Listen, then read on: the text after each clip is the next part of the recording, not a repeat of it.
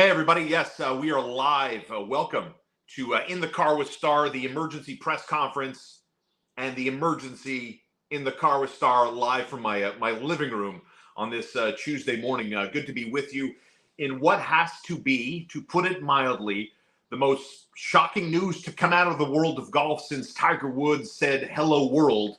That the Live Golf Circuit, the rival Live Golf Circuit, the PGA Tour, and the DP World Tour, aka the European Professional Tour, have all decided to join forces to create the biggest golf blob of all time. To say this is shocking would to put it mildly. In the aftermath of this news breaking as soon as we got off the air on the TSN 690 morning show, my pal Frankie sent me a text saying, "Hey, shocking breaking news out of the professional golf world." And I didn't, when he sent me, I asked him what had happened because I was, just got off the air. I was making my way home. And then we find this out. My first initial reaction was I didn't believe this. But no, it's true. The PGA Tour's own verified account, their own website, put it all out. DP World Tour's out with this. And here we go. Matthew Fitzpatrick is going to speak at 1 o'clock this afternoon. So this is going to be the first time we're going to have a PGA Tour perspective as we're getting close to the RBC Canadian Open at Oakdale Golf and Country Club, where the PGA Tour hasn't stopped as Rory McIlroy tries to become the first player to successfully defend his title and go for the three-peat at the RBC Canadian Open. That a lot of PGA Tour players woke up this morning to the news. This wasn't something that Jay Monahan, the commissioner of the PGA Tour, had sent out in a memo to its players the night before, preparing for what is earth-shattering news in the world of professional golf.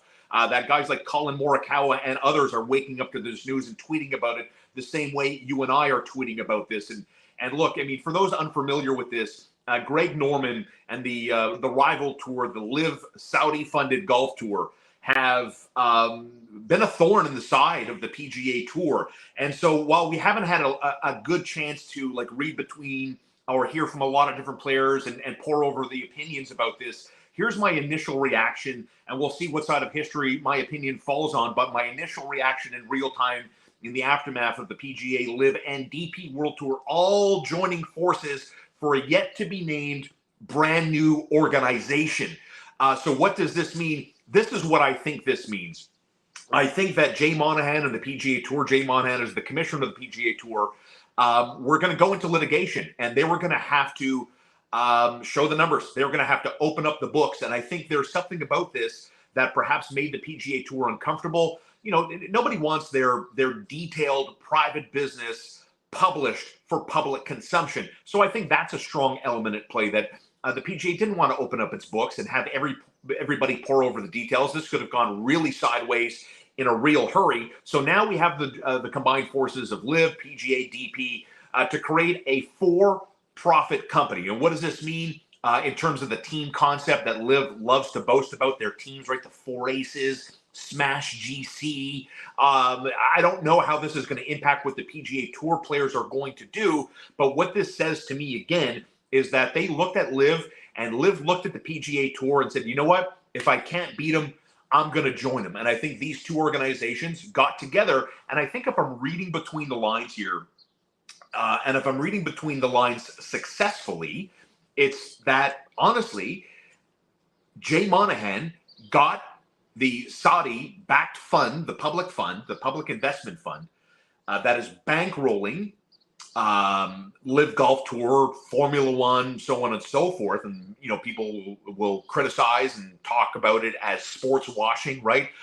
They're paying football players like Cristiano Ronaldo and Lionel Messi these gob sums of money, and they're bringing into other sports as well. Golf is no different. As I mentioned already, Formula One is also part of their sports package that they're investing infinite sums of money in order to, I guess, rehabilitate their image on the world scale, right? And so with these joint forces, what Jay Monahan has done, I believe, is that he has gotten the public investment fund from the Saudi group to invest and pour money into this yet-to-be-named conglomerate that is for profit, while Jay Monahan, the commissioner of the PGA Tour, will in fact remain in full control of this. So in the early blushes, it kind of seems like a small win, honestly, for the Live Golf Circuit, does it not? I don't know how I can look at this any other way. I mean, if you looked at it through the lens of, well, the PGA Tour's the Mac Daddy of professional golf, and Liv is this little annoying stepbrother that you just can't seem to get rid of. Well, now they've decided to become one big for-profit family, and I think Liv Golf is happy to do this. There's a lot more legitimacy that goes into the Saudi-funded Liv Golf Tour now that it's been partnered up with the PGA Tour, right? So if you looked at this and thought, well, you were on the right side of history, that you're not going to do anything in favor of the Saudi-funded Liv Golf Tour because you're a PGA Tour guy and you don't like the money, or perhaps their terrible track record of human rights and how they treat their own citizens. Forget about the world stage. That this has given them legitimacy. They are now part of the big machine that is professional golf in North America, and obviously to turn this over into a world kind of tour, because, you know, that's one thing Liv has done a good job at, is going to far off places that the PGA Tour, for whatever reasons, never wanted to go to. And so it's why you saw in Adelaide, why they had record showing numbers for Liv Golf in Australia. The PGA Tour doesn't give it enough time, or any at all, outside of the Australian Masters. So when you look at it through that lens, this is nothing but a home run for Liv Golf, as they've now been legitimized by the PGA Tour. And I'll be curious to see the angle and the direction the PGA Tour and professional golf head towards. So, you know, I always kind of said this about Liv. Even though I wasn't a big Liv guy, I tried to watch it on TV a couple of different times. I had a hard time following it. I did like the kind of upbeat attitude as opposed to the more stuffy side of the PGA Tour. I thought it was cool. Players could wear shorts if they wanted to wear shorts. I'm a fan of music on the golf course as we play. It's not for everybody, I get it. But just to create a less stuffy, more welcoming environment, and going to places where, you know, there are golf fans all around the world. And you know, perhaps there's a lot of them that never got to see professional golf in their corner. And I think Liv did a decent job of identifying some of those darker corners and taking their tour there. But can you also say with a straight face that Jay Monahan, the commissioner of the PGA Tour, sold out? Absolutely, Jay Monahan sold out. You know, but I don't know if this is a Michael Corleone type of line here. It ain't personal, baby. It's business. And so I think the PGA Tour saw this. They listened to some of their players. They saw what Liv was doing, in particular with the condensed schedule that the PGA Tour has now put in place as a direct result of what Liv has brought to the professional golf world, right? Let's remember this. Liv started by bankrolling and paying guys like Phil Mickelson and Bryson and Brooks Koepka and so many other faded stars and current stars in professional golf, and paid them hundreds of millions of dollars, and then also paid for their caddies and their families to fly private and bring them over. And then they kind of scaled that back a little bit. But at the end of the day, they're playing for massive purses. Everybody is getting paid, whether you're making or missing the cut. Everybody is getting paid. And the PGA Tour had to react to that. Otherwise, it would have been a shitstorm. So they avoided that in the preliminary, right? By creating these designated events with $20 million purses, like Victor Hovland. You know, he just won a Jack's Tournament at Memorial. What did he win for that? $3.6 million. Victor Hovland, in cash and checks, worth $3.6 million if Liv Golf is never born into existence. That does not happen. We're not talking about multiple designated events throughout the course of the PGA Tour season if Liv Golf is never born into existence. So yes, I was never the biggest fan out of the chute out of Liv Golf. You know, I prefer my golf over 4 rounds. I prefer my golf with cuts. I prefer my golf with Q schools, where you have an opportunity, right, for a guy like Block to make a name for himself. So, you know, both sides have some bad, both sides have some good. And at least in this little moment in time, professional golf has found common ground. And yes, I'm comfortable saying the PGA Tour sold out, but this couldn't have gone on forever. And I do think once the lawyers and the litigators got their claws and dug in to the Liv side and to the PGA Tour side, that I do believe that the PGA Tour did not want to open up their books had it gotten all the way into the courts in the United States. that the Saudi books would have been open for public consumption. The PGA Tour books would have been open for public consumption. And you know what? Not everybody likes to see how the hot dog is made, my friends. And I think Jay Monahan and the front office of the PGA Tour, I think they read the future and said, you know what, man? Liv's not going away. Brooks Koepka just won the major. He won the second major of the men's tour season. Phil Mickelson was knocking on the door with Brooks Koepka at the Masters in the first major of the men's golf season. So Liv clearly isn't going away. Full stop. And, you have Sergio Garcia qualifying for the U.S. Open. So, Cam Smith is exempt. Phil Mickelson is exempt for 10 years. On and on we go. Liv golf players, the upper echelon of the Liv golf guys, are not going anywhere. And in one of my previous In the Car with Star podcasts, I mentioned the fact that maybe the Liv golf model is actually beneficial to those that have a real chance at contending for majors throughout the course of a professional golf year, right? Like you look at Brooks Koepka, who has tons of time off, can hyper focus on how the majors are being played and how they're structured, and the team golf, Smash Golf Club, and everything else. He can pay a little bit of time for that, but it provides a lot of opportunity for guys like Brooks Koepka and other professional golfers to recover in time to contend and be serious players come major championship time. And I think when I add it all up, here we have the breaking news that the PGA Tour, Liv Golf, and the DP World Tour, the old European Tour, have all joined forces and have now created a for-profit golf organization. What that golf organization will be called, what they're going to do logistically, what does this do for the FedEx Cup? I mean, are we talking about like Liv golf guys are going to be able to jump in to PGA Tour seasons, or is the PGA Tour as we've known it now gone forever? And guys like Tiger Woods and Cam Young are going to be playing at the Memorial next to Taylor Gooch and Louis Oosthuizen of Liv Golf and some guys from DP World Tour. I mean, it's nothing, at this point now, here we are doing an emergency In the Car with Star after this shocking news of the professional golf world all joining forces in real time, and nobody knew about this. Because again, like think about how things have broken in terms of professional golf. Lots of news, little tidbits here and there have been leaked. This was airtight. Like Colin Morikawa woke up this morning and saw the news as you and I saw it in real time. So this, again, was not something the PGA Tour had warned its members about. Prepare for this, you guys, that we are going to have an announcement in the not too distant future that could see us ultimately merge with the Liv Golf Tour. So they're learning about this in real time.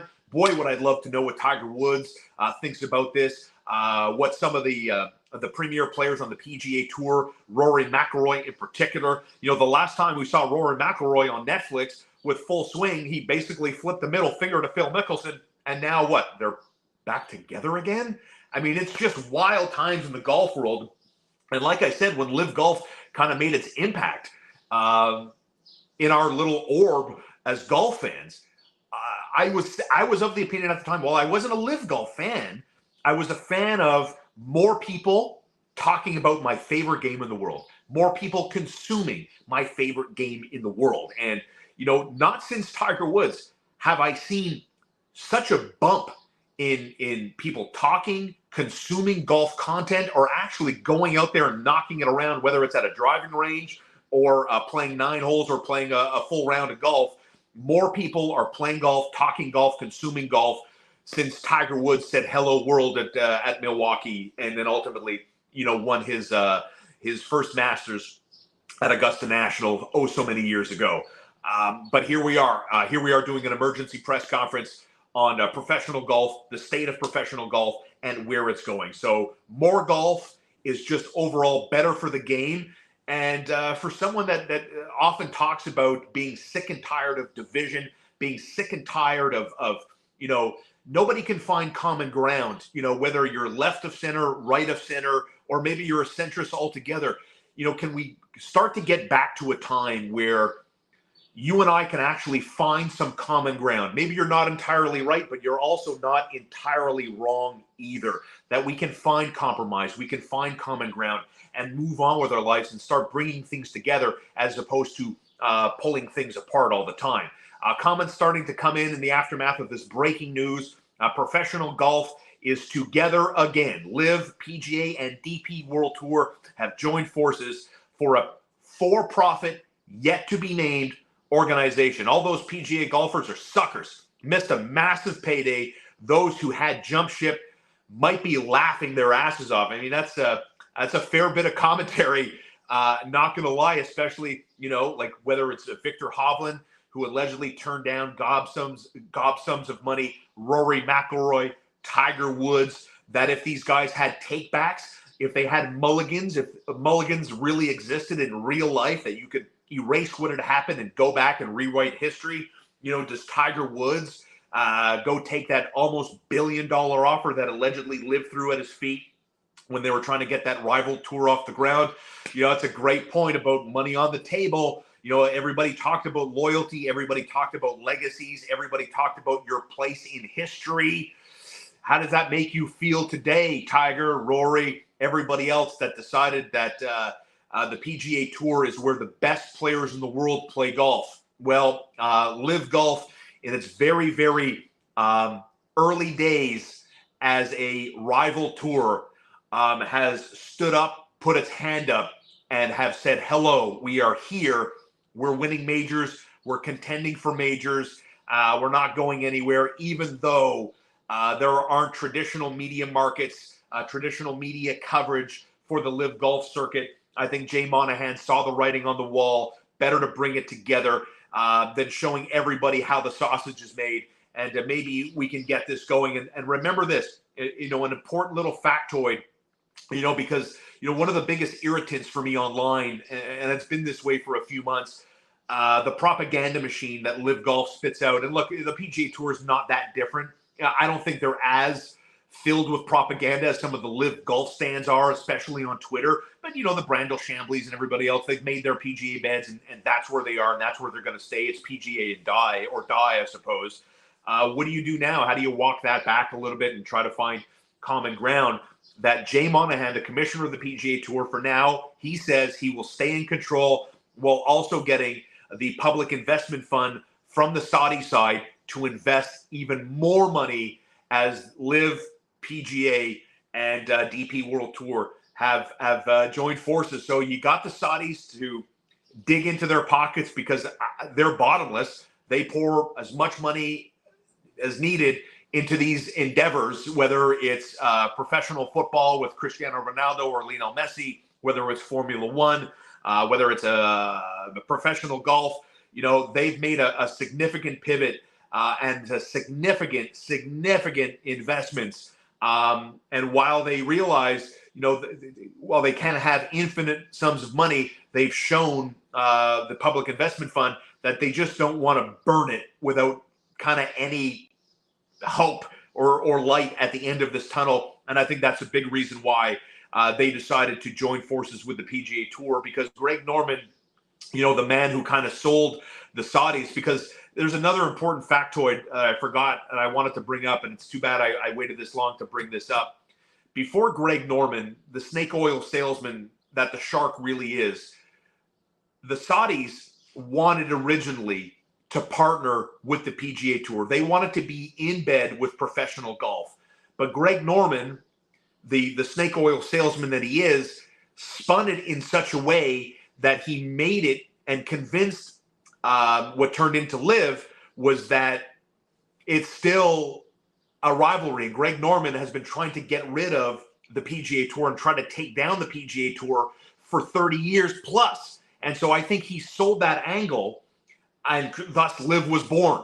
And I think as they've rolled back some of the investments, they stopped paying for charters for all the families, they stopped paying for the caddies, so on and so forth, that's going to come out of the players' money, that they looked at this and said, how can we grow this game? How can we stop wasting this money? Well, I know, let's join forces with the PGA Tour. And here we are. Again, this is just, quick initial reactions in the aftermath of the golf world being shook to its core. Poor Sean, still banging the drums about Saudi propaganda and sports washing. But what happens now that they're investing in the PGA Tour? What did I just say? I mean, what was hard to follow there? Thanks for watching. Thanks for contributing. I mean, it's fact. It's fact. They have decided to pivot. make significant investments in multiple areas of professional sports. So why did they roll back the money? If they were paying Phil Mickelson $250 million to leave the PGA Tour and bring Bryson with him and others with him and DJ and everybody else, Chase Koepka is on Live Golf. Why? Because he's so good at hitting the golf ball? Or is it because his brother is part of the Live Golf circuit, right? Like, they got some significant talent, Cam Smith and Brooks Koepka. These aren't washed guys. So why then, after the first year, did they roll back the money? Why did they roll back the money? Because they don't want to burn money for the sake of burning money. There has to be some sort of promise. There has to be some sort of ROI at the end of this, does there not? I don't care how much money you have. You're going to take the leap and you're going to make an investment, hoping that ultimately the return on that investment will be multiple fold. But that's not what's happened. That's not what's happened. They can't get a traditional media deal. They haven't. The CW, interrupts reruns of Kevin Arnold and the Wonder Years from 40 years ago. And then they go to a playoff at Live Golf, and what do? They flip the switch and go to America's Funniest Videos. Like, if you're a serious golf body, that cannot happen. And they've had an impossible time in a very short sample size of getting traditional media deals, getting investments. What was that nonsense? Propaganda machine that Nike was going to invest $2 billion in Smash Golf Club? $2 billion. $2 billion. Nike was going to invest $2 billion in a Live Golf team. The Washington Commanders of the National Football League sold for $6.07 billion. And a Live Golf team is going to sell for 33% of what an NFL team sold for? Get out of here with your accusations of I'm a propaganda sports washing. I'm talking facts, brother. I'm talking nothing but facts, what's happened with Live Golf in the early blush. And obviously they've done something good. I've spent the last 21 minutes talking about what Live Golf has done in terms of getting the PGA Tour to recognize that, just because we're the PGA Tour and we've been around for so long that no one can touch us. We're the kings of the mountain. We breathe nothing but rarefied pure air. No, that's not what's happened. The PGA Tour, as a direct result of what Live has done, has made significant changes to their season and to their structure because of what Live has done. If you ignore all PGA sponsors have been doing business in Saudi Arabia for decades, then yeah, I guess you could talk about sports washing. Please, please, please. Almost as bad as the propaganda machine. You know what the difference is? I'm fully aware, and I've talked about this many times, my friend. The PGA Tour is nothing but a middleman. Of course they take money from Saudi Arabia. Of course they do. But it goes from one hand to the PGA, who wash it and then pay their players with that money. But the PGA Tour is not a direct government. The PGA Tour is not a government of a country. It's not the United States of America that has created this golf league that is fueling with gobsons of money. No, we're not talking about that. It's a private business versus a government with a public investment fund that is for profit. And that's what they're doing. It's a government, a country, investing in professional sports. Everybody knows, if you pay any attention, that the PGA Tour, the LPGA Tour, has stops in Saudi Arabia. They all take money. Nobody says no to money. Nobody says no to money. Everybody wants more money and do less to get it. Everybody in the world does. And the PGA Tour directly pivoted because of what Live Golf did with its players and all that guaranteed money. Because if they didn't, the PGA Tour, my friends, would be dead right now. If they did not do these designated events, $20 million purses, right around majors and everything else, the PGA Tour would not exist as we know it. It would be dying right now. And so it's not, as I said from the beginning, this is a very smart move while also at the same time being a sellout. Jay Monahan and the PGA Tour, without a shadow of a doubt in my mind, sold out. But people will tell you it ain't personal, baby. It's just business. And the business of golf, I think, is overall better for it. More people talking, consuming golf is overall better for the game. COVID has provided the biggest boom in golf since Tiger Woods. And here we are again. I think the golf world is going to be buzzing for the rest of this week, and I'm here for it. Thanks for watching. Thanks for all your comments today. I appreciate it. Steph Howard hides under a desk, avoiding plates and chairs being thrown. Hey, listen, I love a good debate. I love talking about golf. It's something I'm very passionate about. I love to play it, and I love talking about it, and I love talking about it with you guys. So thank you for watching. Thank you for all your comments. And look, disagreement is a fun thing in sports talk. Busting chops, your point of view, my point of view, and maybe we can find some common ground. Live Golf and DP World Tour have done. Before I let you go, while I've got you, a big shout out to Frank, Donna, and Frank Jr.